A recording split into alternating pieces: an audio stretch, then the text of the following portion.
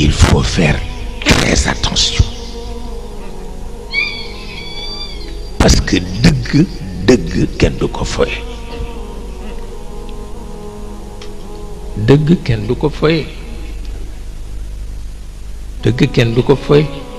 te ki foye dëgg ak ka ko dëggal ñoo yem musiba te réew mi li ñuy ñaan mooy mu mucc mais am na loo xam ni ku ko fi def du mucc ma wax leen ko nëga ni daaw wax naa leen ni yàlla dana fal terrorisme ngeen weddi ko mais na ngeen def très attention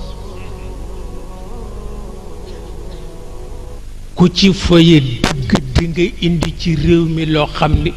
ñéppay ñàkk te loolu dara jar caaxaan baaxul